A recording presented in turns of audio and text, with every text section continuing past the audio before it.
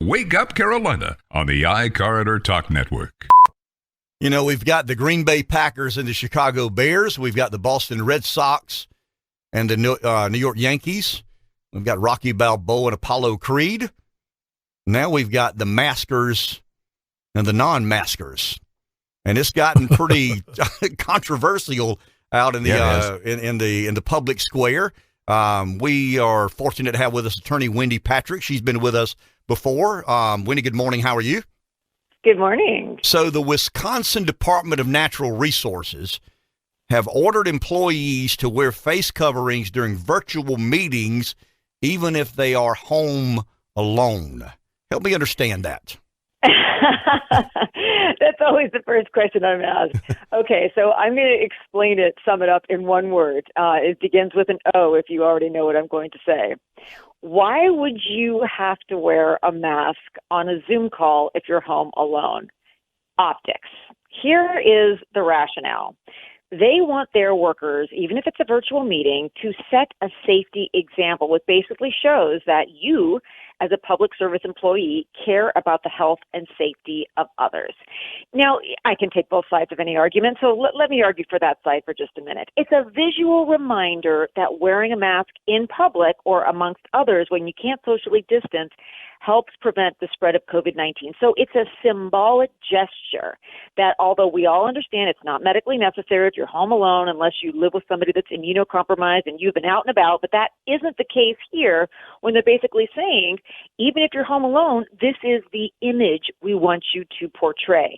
Now, I do also have to say, though, there are some that are accusing them of virtue signaling. It's uncomfortable. We're having heat waves. The last thing you want to do in a home. Now, I could say that especially here in California with rolling blackouts is when the electricity and the air conditioner is off, the last thing you want to have on in your own home is a mask.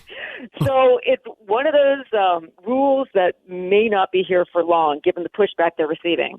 And Wendy, what is the legal consequence of, and this is a very generic, the mask. In other words, if I am a patron at a restaurant, and you know, the restaurant owners, by local statute says I've got to wear a mask to enter the restaurant. I don't have a mask. I roll the dice. I enter the restaurant. I mind my own business. I'm not there to cause trouble. I want some cheeseburger and some French fries and move on about. Have I broken the law? And who's responsible? Is the business owner responsible for making me leave the restaurant for not having a mask? Help us understand what the legal responsibilities. And some of this can be very innocently done. Now some can be to prove a point, and we know those people exist as well. But if I'm a person randomly traveling about the countryside, I enter a restaurant because I don't have a mask, but I've got to have something to eat. What are the legal consequences of that dynamic? Yeah, it depends on what jurisdiction you're in. So Illinois, for example, just made it a felony to assault somebody trying to get you to put on a mask. But within that same law, it addressed some of the questions you asked.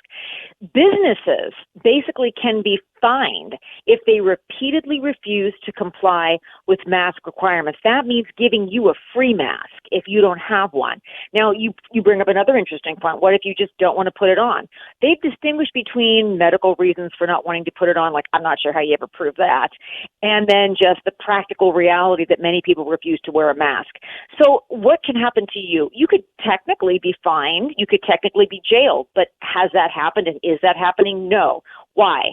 Even sheriff's departments around the country are saying, we are not the mask police. We're not going to enforce this. We look to local businesses to enforce it. Local businesses say, we're not police officers. We didn't go to the police academy. We're not armed. We're not in a position to play mask cop for everybody that comes in and says we don't want to wear one. Now, that has resulted, sadly and unfortunately, in many big retail chains saying publicly, we are not enforcing mask mandates because it would subject our employees to the risk of danger, of battery by employers, by battery by customers. And that's exactly why Illinois decided to make committing any kind of an assault or battery on a retail employee who's trying to enforce that law a felony. That is a big deal, and it's designed to address the situation you just described. Somebody randomly traveling the country, doing his thing, doing her thing, decides to go into a business knowing masks are required and simply says, I won't wear one. That's a problem.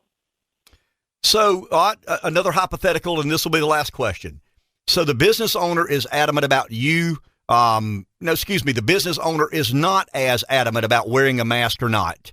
The local legislation or local statute says that, let's say the mayor has implemented a temporary order saying to eat in a restaurant, you must wear the mask. The business owner says, I'm not enforcing that. The patron of the restaurant says, okay, well, I'll eat at your restaurant. Another patron says, well, that's the place I would more like. What if we wake up one day and a business owner is in violation of the local statute and welcomes people? He becomes the place to go if you don't wear a mask. And everybody there is not wearing a mask.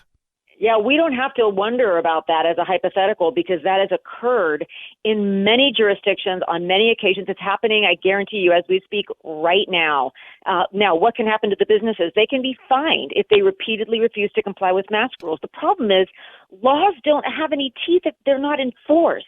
And this mask mandate largely has not been enforced. In fact, even governors, when they require it, when they have these executive orders that make them laws, even they say, look, we don't want to have to enforce these. We want social policing. Social policing doesn't work because many people don't believe, and this is the fault of some medical experts that say this, or I should say thanks to some medical experts that say this, depending on what side of the argument you're on.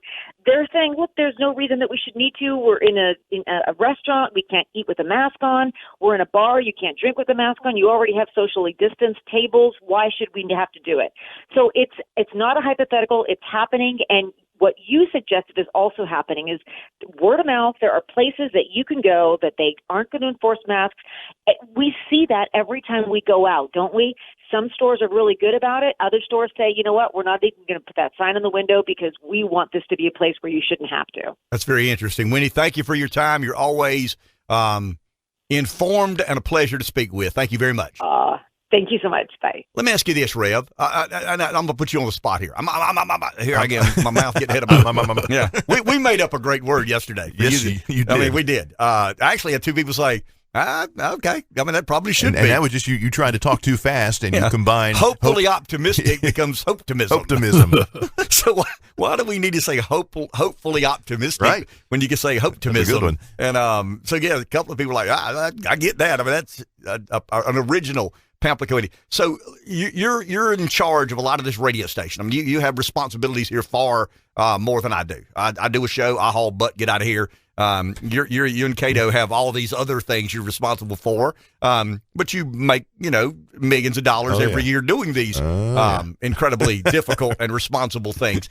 So if someone were to call into our sales staff and say, we are choosing to be mask free, we know what the local ordinance is, we know what the state ordinance is, but if some restaurateur called and said to community broadcasters, I want to run an ad every hour on every station you've got, letting people know in your listening audience that I am not requiring people to wear masks. In fact, I would rather you not wear a mask, and we're open from 11 o'clock until 11 o'clock, and we'd love to have you and your entire face exposed.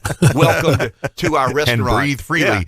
Yeah. So you do what then? Well, put it on. But you're violent. Except they're advertising. But you told me, no. See, this is where you're inconsistent. See, I know you're going to do that. Yeah, because you know where I'm headed. Is there an ordinance? You told me before that I can't encourage people to break the law. Yes, you can't. You shouldn't. So what Rev is basically saying, this is where I know he's a capitalist. See, here we go. Only if we're making money. You were going to say. Yeah. Only if we're getting paid can we advise people to break the law. No, but there is a difference between you as a trusted pillar of the community and a host of the radio show, an employee of the radio station, telling people, giving them direction to go break the law, versus a business owner who's made a decision that would like to get the word out, to promote the fact that they are operating their business in a certain way. But we would run the ad. I don't see why not. Okay. And I'd go eat there. And I would too. And I would too. Skinny minute. And if there's anybody out there that has or is contemplating, you just got your answer. Because I've had one business person engage me and say, hey, if I wanted to be a mask-free restaurant and I wanted to make that very public, would you guys run the advertisement? Now, you know me. I said, of course. Only if you're running on our show and we get credit for the revenue. But no, I just think there's guys, we're doing things that we never, and that goes back to what I said earlier. If the Trump voter in its truest sense, to me, represents the things that we were told would never happen. You know, we were the fringes. We were the rednecks and the rebel rousers and conspiracy theorists. And then we read books about Jefferson, and we didn't understand how new and enlightened and woke America had become. And, you know, we listened to conservative talk radio. We watched Fox News. We read these crazy books. We read Atlas Shrugged. Yeah, we're a little bit nutty. So, you know, John McCain, the late John McCain, his wife Cindy McCain spoke at the Democratic National Convention last night. You know, Colin Powell, John Kasich, the Bushes, they would always advise the public that we're just we're those few out there on the fringe who really don't know what we're talking about. Before you know it, guys, those Trump voters will be saying that in the city of Seattle, the police force will roll over and allow a bunch of renegades and rogues and rioters and thugs and looters permission to quarantine themselves in a certain percentage of the city. Before you know it, those idiots, those Trump voters will argue that if we're not careful, the government will give you more money to not work than you will make while you go to work. You see, that's how nutty those Trump voters are. They're conspiracy theorists. They listen to these crazy people on the radio, and they read all these blog sites, and they get pumped up about believing things as crazy as that. They're trying to convince people that the Democrat Party will one day turn into a socialist experience or experiment. And, you know, who's the joke on now? We've been the only honest brokers. Right. We have been the Jose Canseco's of politics and baseball in the steroid area, being the analogy. Let's take a break. We'll come back, go to the phone in just a moment. Wake Up Carolina on the iCarter Talk Network.